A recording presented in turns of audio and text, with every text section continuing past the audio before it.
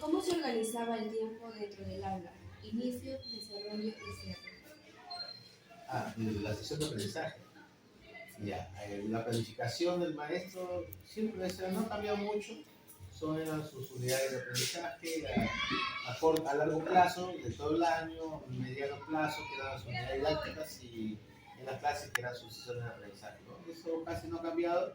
Lo que sí ha cambiado, ya hay más detalles con respecto al desarrollo, ¿no? Ya hay momentos, los tres momentos: inicio, ¿no? Proceso, cierre, ¿no?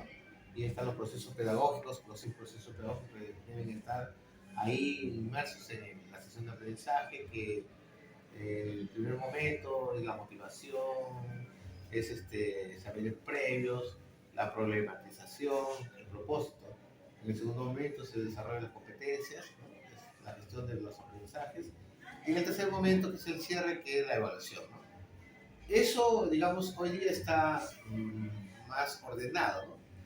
En el año 92 también planificábamos, pero había procesos pedagógicos de otra manera, ¿no? Pero siempre han cambiado de nombre prácticamente, porque los maestros siempre han trabajado su motivación, han trabajado sus saberes previos, ¿no? Recoger los conocimientos de los estudiantes para empezar una clase, ¿no?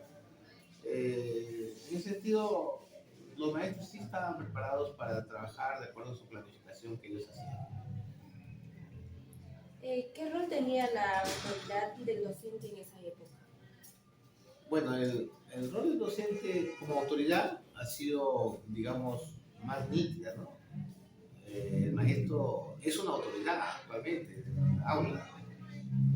Sin embargo, como repito, la forma como trabaja el maestro con respecto a imponer alguna disciplina ha cambiado.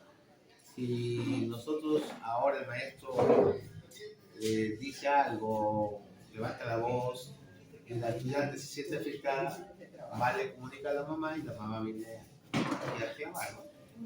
Eso no sucedía antes, por ejemplo, ¿no? El maestro era firme, era, digamos, un poco más estricto, pero siempre respetando, ¿no? A los estudiantes, siempre respetando las normas de convivencia, ¿no?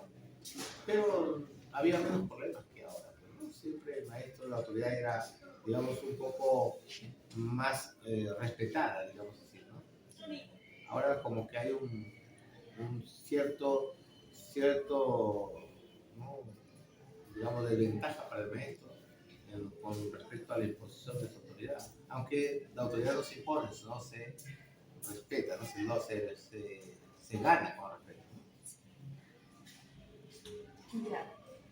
¿Cambiaría algo de la forma como se...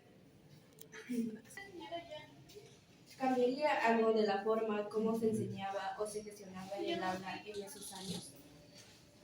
Mira, hay un dicho que expresamos a veces, que los tiempos anteriores eran mejores que los de hoy, ¿no? Pero en realidad no es así, ¿no? Es un contexto diferente. Los roles van cambiando, ¿no? El rol de docente con respecto al año 60, al año 2020, pues, ha variado, ¿no? También el rol del padre de familia, pero los padres de familia también su rol han variado, a pesar de que son responsables de la educación de sus hijos. Los estudiantes también se van adaptando a esta situación, y conforme ha ido avanzando la tecnología, bueno, ahí ha habido un cambio, digamos, geométrico de quehacer educativo, ¿no? Donde ya el maestro ha perdido el rol protagónico con respecto a la información. Ahora el maestro no es el dueño de la información. Ya los estudiantes van a internet, en su casa ya tienen internet, van a la computadora y bajan la información que ellos quisieran tener con respecto a algún tema que el maestro ha propuesto, ¿no? Entonces, lo que exige que el maestro también esté a la vanguardia de la tecnología para que esté mejor preparado que el estudiante, ¿no? Entonces ahí hay una nivelación de información, ¿no? Entonces el maestro lógicamente, responsable, se prepara bien, se busca sus materiales de trabajo para que lo emplee en su sesión de aprendizaje. Así que digamos que no podría cambiar o decir que propongo que sea como antes, porque el contexto es diferente, ¿no? Lo que sí diría que hay que adaptarnos, hay que adaptarnos al avance tecnológico, porque ahora, por ejemplo, estamos hablando de inteligencia artificial, ¿no? Y ya las alumnas manejan ChatGPT, ¿no? Y hay maestros que todavía recién están incursionando. Entonces, no podemos dejar de exhortar a los maestros que tienen que estar a la par y a la vanguardia de la tecnología. Entonces, los roles van cambiando seguramente de aquí a 10 años. O sea, conforme estamos viendo que están más plataformas y aplicativos con inteligencia artificial, yo creo que es un reto tremendo para los maestros estar siempre capacitándose y actualizando. Porque las estudiantes, repito, son nativos digitales, por lo tanto, tienen más acercamiento y se adaptan más a la nueva forma de trabajo tecnológico, ¿no? Entonces, creo que en ese sentido, no propondría algún cambio en el sentido de que mantener lo que ya antes hacía, sino lo que se exhortaría es que tendremos que adaptarnos a los cambios, a los nuevos paradigmas. Claro. Vamos con las siguientes preguntas. ¿Qué estrategias utilizaban para enseñar el aula? ¿Hablaba sobre exposiciones orales o también actividades prácticas? ¿Usaba dinámicas vocales, juegos, experimentos o dramatización? ¿Cómo es que trabajaba? Bueno, de acuerdo a la estrategia que usaba el docente en función de su especialidad, ¿no? Cada docente aplica sus métodos y sus estrategias de acuerdo al área, al curso, ¿no? Es decir, matemática, comunicación, CIT, educación física, arte, religión, ¿no? Entonces se aplica y siempre se le indica y se le dice que debe ser dinámico el trabajo, ¿no? Para que los estudiantes mantengan esa motivación desde el comienzo, ¿no? Si nos referimos al año 93, ¿no? O al año 63, 93, en esas épocas, mayormente la participación del maestro, como repito, era protagónica y el maestro dictaba en los cursos de letras, por ejemplo, el maestro hacía su parte teórica y luego dictaba para que el estudiante apunte en su cuaderno. Por eso que las estudiantes en un bimestre ya tenían el cuaderno terminado ya, ¿no? Entonces, ¿por qué? Porque apuntaban. Ahora ya no notan porque, como repito, con la nueva tecnología la información imprime, ¿no? Entonces, esa es una gran diferencia. Por eso que, digamos, que no era muy dinámica la clase, no era muy dinámica, no era muy activa esa clase, ¿no? Porque, repito, el docente empezaba a dictar. Salvo las clases de educación física, las clases de arte, matemáticas, que era claro, religión que sí había pues, la necesidad y la obligación de hacer la parte práctica, ¿no? Después, en los que eran, digamos, cursos de letras, más ahí imperaba el memorismo y imperaba también el dictado de clases, ¿no? El dictado de la parte teórica, ¿no? La siguiente pregunta dice, ¿qué materiales didácticos tenía disponibles? ¿Eran suficientes los libros o usaba otros recursos? ¿Usaba materiales del entorno reciclados? Bueno, más eran libros de biblioteca y láminas, globos terráqueos, por ejemplo, balones de educación física.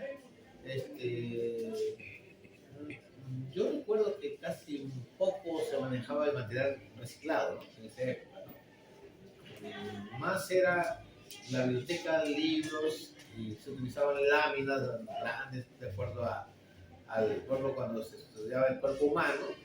Había láminas grandes donde estaba el cuerpo humano, los aparatos, ¿no? Cuando geografía estaba el mapa mundi, estaban, ¿no? Los mapas del globo terráqueo, ¿no? Que hasta ahorita existe, tenemos hasta ahorita.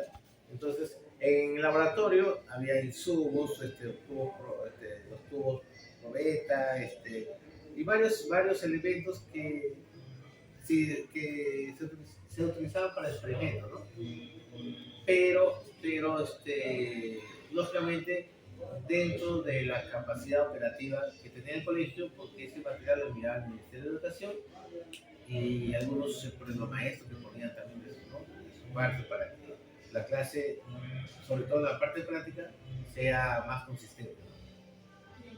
¿Cómo usted adaptaba sus enseñanzas a diferentes entre estudiantes? ¿Tenía en cuenta si aprendían es más escuchando o haciendo otras actividades? Bueno, en lo que respecta a mi persona, yo era profesor de matemáticas y, como repito, ahí tenemos una parte donde es explicativa y una parte práctica.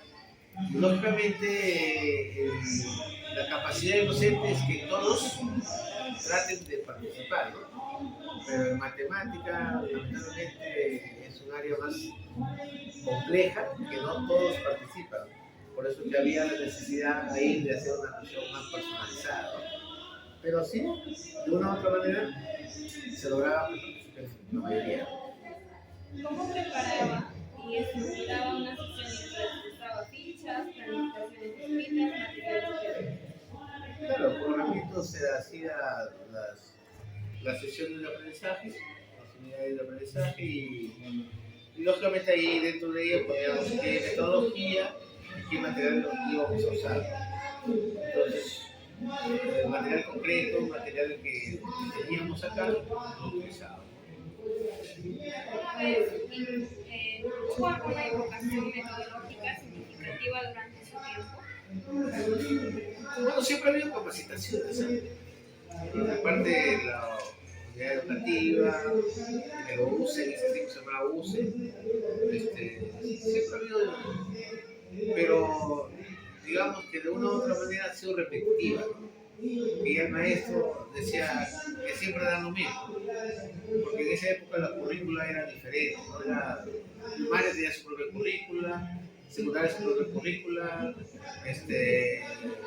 no había competencia, los objetivos eran diferentes, por eso que había una brecha entre inicial, primaria y secundaria. Bueno, ahora, si vemos lo positivo ahora, ya se trabaja competencias y las competencias son las mismas desde inicial hasta secundaria. Lo que varía es el grado de dificultad, ¿no? Los estándares, ¿no? Varían. Pero en esa época, no, primaria inicial, primaria y secundaria había un vacío ahí. Entonces, prácticamente los objetivos que trabajábamos nosotros estaban en función al curso que nosotros teníamos a cargo. ¿Recuerdan algún programa, recurso, reforma que impulsó un nuevo rector? Bueno, cada gobierno ha utilizado el sector de educación como una cuestión de propaganda, ¿no? Sí, ha habido algunas intenciones, ¿no? de reformar la educación, que inclusive se llevó a reforma educativa, pero en la práctica, digamos que los resultados no han repercutido como debería ser, ¿no? El impacto no ha sido el deseado, ¿no? Por lo tanto, digamos que siempre se ha quedado en la parte teórica, se ha quedado en la parte, digamos, de escrita, y los maestros siempre ha sido, que es la parte fundamental, han sido olvidados, y el maestro es el instrumento que va a aplicar esos cambios. Si no está motivado, bueno, lamentablemente el trabajo operativo no es como debe ser. Eso es todo.